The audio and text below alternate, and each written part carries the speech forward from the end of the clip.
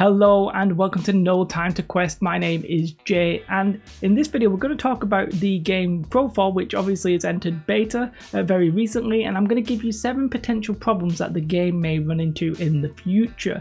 Now, I'm not going to dwell and spend too much time talking about specific game mechanics because the game obviously is only in beta and this could change over time. However, I'm also going to be expecting you to have a little knowledge of the kind of game that Crowfall is.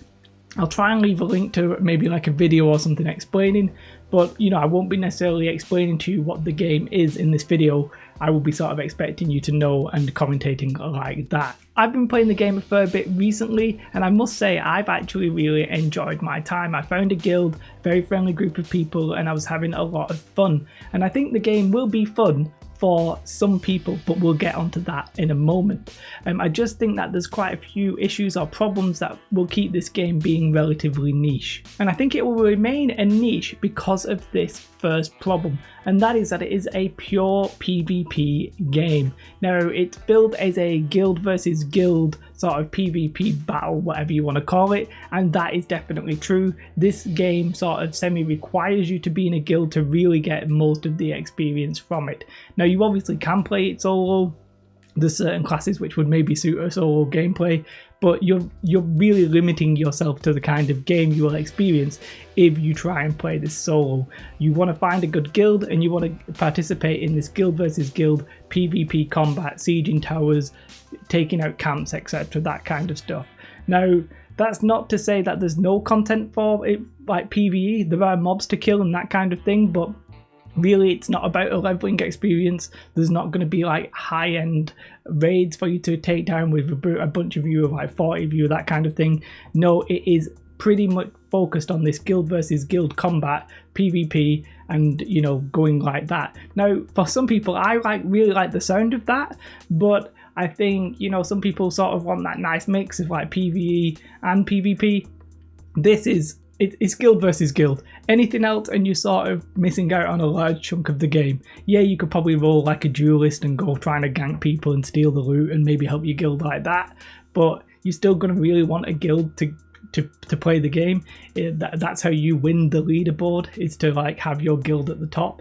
So the fact that it's a pure PvP game sounds really, really interesting, but the fact that there's not nothing to do in the PvE realm, but the fact that there's so little could put, and I think will put, a lot of people off. And this isn't something they plan on changing. I saw the developer write a post when the game went into beta, and they said, "We've built it, we'll have to see if they will come. We're not going to change anything to try and make it more mass audience appeal." And I respect that, but I think it will keep the game inevitably a small niche of people who really enjoyed that kind of gameplay.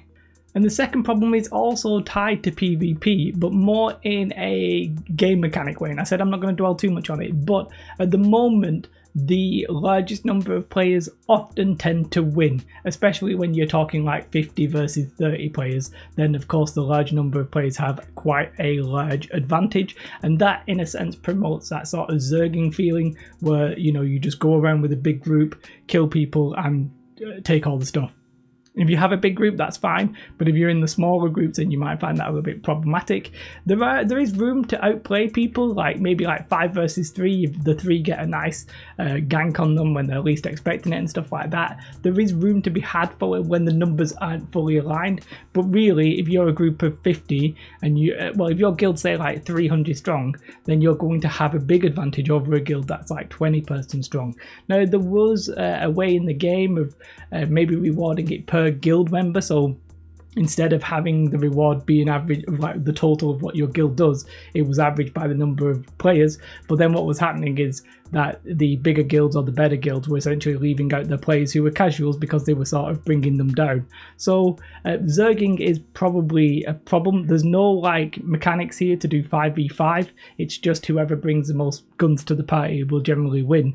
And I think that's a bit of a problem. When I actually entered the game, I went into the campaigns and I got ran over twice by massive groups. At one time it was like 50 versus 1, obviously I lost, and another time it was like 30 versus 2, obviously we lost. So, and I expect that. That's got no qualms with getting killed by those large numbers. However, the guild I joined would definitely not have done that, but I have no real problem with that in a sense. I just have a problem that really the biggest guilds seem to have too big of an advantage, and there's not much play for these smaller groups of like 5. There's no arenas, there's no limiting to siege options or whatever like that. It's literally the biggest army wins.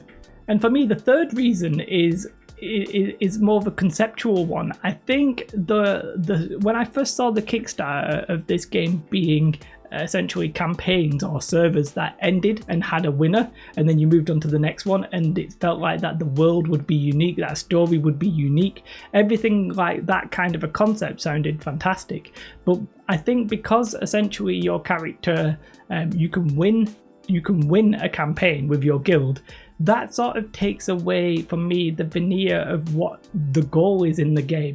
So what I'm trying to say there is, let's say you play World of Warcraft, it's a treadmill. You always want to do better, you always want to do better, you always want to do better, you want to get the better gear, you want to kill more people, whatever it is, you want to kill the high-end raids, or look, there's another raid that's come in. Whereas in Crowfall, you want to win your server to get better rewards to win the next server. Basically, you win the campaign, you get rewards to win the next campaign, or you win the campaign and you sort of, it's the biggest campaign that's ever been, you've won it, like what do you do next? The goal is entirely to win the campaign. I feel like the treadmill's sort of gone and it's now just a bit more linear, and you could, that like end purpose is a little bit misty and a little bit like less obvious, and for me that's sort of hurting my mentality to play it, especially in the beta. Maybe when the game goes live and there's a lot more players, fine, but for me I'm struggling with the idea of what is the point of the game. What is my ultimate goal? Is my ultimate goal to have join the biggest guild and just run people over? Fine, that's okay, but I don't know.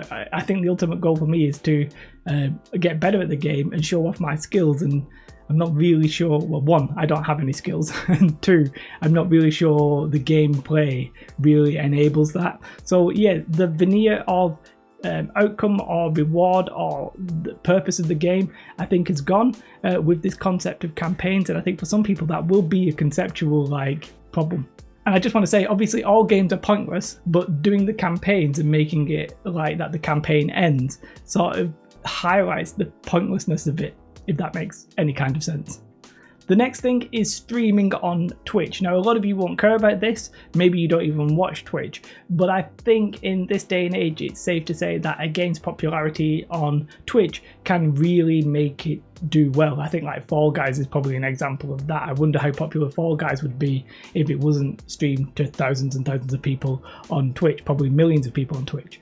And the problem with Crowfall and Twitch is twofold. One, it's a PvP game, so you don't really want to give away your location because you don't want people to kill you and take away your loot. So either you're going to play as a massive group, in which case you're pretty safe, or if you're going to play solo and you're going to have to hide where you are and that kind of thing. Now, people will do that when people stream right now. They'll hide like the locations, you know, where they're going. They'll like blank up the screen, and fair enough, that's temporarily fine. You can sort of always be found ultimately if somebody was dedicated to finding you, but there are ways to obfuscate exactly what you're doing. So there is that's one element, being found. I'm thinking of like Asmongold and all of his spurgs in World of Warcraft Classic. I can sure imagine that happening if he ever played like Crowfall. There would be absolutely shed ton of people all around him. It would be an absolute mental time, I think. And the second point to this PvP thing on Twitch is comms, like TeamSpeak or Discord or whatever you want to call it. You sometimes, I think it can ruin a viewer experience if you're listening to other people talk about like, Steve, you've got to go here on the flank and do this. Like, you really want to just be interacting, talking to the streamer. If the streamer is busy doing like an operation or whatever like that in the game, then yeah, they can mute the sounds probably and just talk to you guys, but that's multitasking the stream has to do. There are streamers on Twitch, and everyone I've seen actually does a really good job of these two issues, but I do worry about the longevity and the like highest people playing Twitch. Like as I said, if Asmongold played Crowfall on Twitch, it would be absolutely chaos. The next problem is the advantage that people might get from having multiple accounts. Now, the problem with this is it's a game mechanic that could change, and it's a problem that exists in a lot of MMOs. Having multiple accounts is generally seen as like a bit of an advantage in many games, but in Crowfall, the reason that this is highlighted a little bit is because there's a passive skill tree. And in this passive skill tree, you can specialize in, maybe you want to be a crafter. Well, not only do you want to be a crafter in this special skill tree, you want to specialize in creating armors, right? Oh, but you want to create plate armor. So you've got to specialize like that, and it will take a long time to become the absolute best person to create plate armor, right? Now, you obviously want to craft that on one character, on one account. Maybe you get another account to actually wear that armor who's specialized in combat. And in combat, he's specialized in plate. You've got one account specializing in plate mail, one account specializing in creating blacksmithing armor or whatever it is. Now, that's just one example. There's, on one character, on one account, maybe you want to have a plate wielding like tank, but you also want to have like a cloth wearing healer.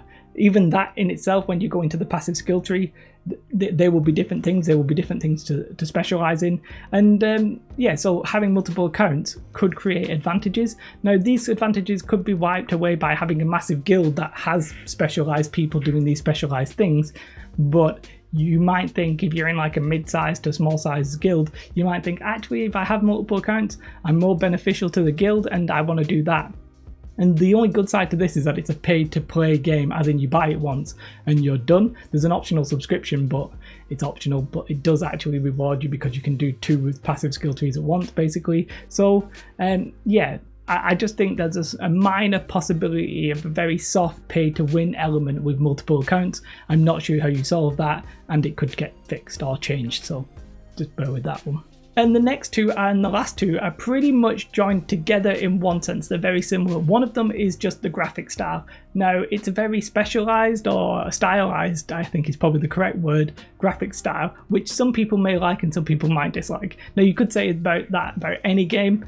Here, for me, I think it's prevalent because I personally am not a huge fan of the style, but I could see why people are. I just personally don't really like the style too much, and the graphics haven't really changed in the years that the game's been in development, so there's no reason to think the graphics will change.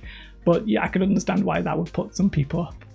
But it's such a nonsense one because everybody has different personal tastes and preferences. However, number 7 is one that we know is a problem now, but may get fixed and should get fixed, we hope. However, in the development of the game, there's been slow improvement in this area. There has been improvement, but pretty slow, if we're honest, and that is the game optimization. So, number 1, if you're just playing solo, you probably get decent frame rates at most like graphical settings, but whenever you get to like a heavy big fight, you're sieging a keep or you're defending the keep or whatever, or it's a 20 person versus 20 person, then the frames right now will 100% tank to like sometimes single digits, and that's very difficult to play, and one reason I'm probably not temporarily going to play. Now, key thing here, the developer has pretty much stated, and I'll try and put like a little screenshot up, that the optimization of the game, like graphics, game client, whatever you want to say, is essentially the number 1 priority from beta into release. And I do think that's generally how games have been done in the past, but it seems like maybe that was turned on its head recently because a lot more players were playing like open betas and that kind of thing, so the developers wanted it to work smoothly then, and they were just tweaking little things. However, Crowfall is doing essentially a traditional way. All the game features are in the game, but the optimization is pretty poor now, but we are in beta. I'm sure this will be fixed by launch. But if they don't fix it by launch, then, it will be terrible. But let's be optimistic and presume that they will fix it. So that's it. It's a PvP game, so by definition it's going to be niche, I think. That's problem number 1. Number 2 is the game seems to reward pretty much Zerging. If you've got the most amount of people, you generally have a higher chance to win.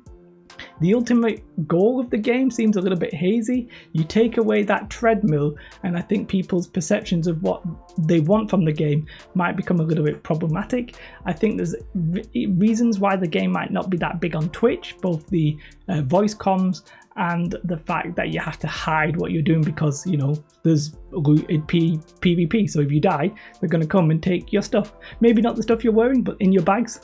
In the dregs of the campaign, that's surely up for grabs. Multiple accounts might be like a soft pay to win. That's one problem. The graphical style is pretty stylized, and if you don't like it, you don't like it, and I don't think it's going to change. And as of right now, the one where we just ended with, the game needs some serious optimization in terms of performance. So that's it. Those are 7 possible problems that the game will face. Hopefully some of them will be resolved. Some of them I don't think can or will be revised, and not necessarily saying they should, because they are like a design philosophy. It is a PvP game. It is a guild versus guild game, and if you're not interested in that, then you're probably not interested in Crowfall, which is fine. Not every game has to be for everybody, so just keep that in mind. I'm personally was having some fun with it. Probably come back when the game is finished, I think, maybe. Might just casually play, but yeah, I'm definitely looking forward to it when the game is fully released. Let me know your thoughts. Do you agree with me? Have I said something completely wrong and you're like, Jay, you're so wrong, I hate you? Then do let me know in the comments. Otherwise, have a most beautiful day. Goodbye.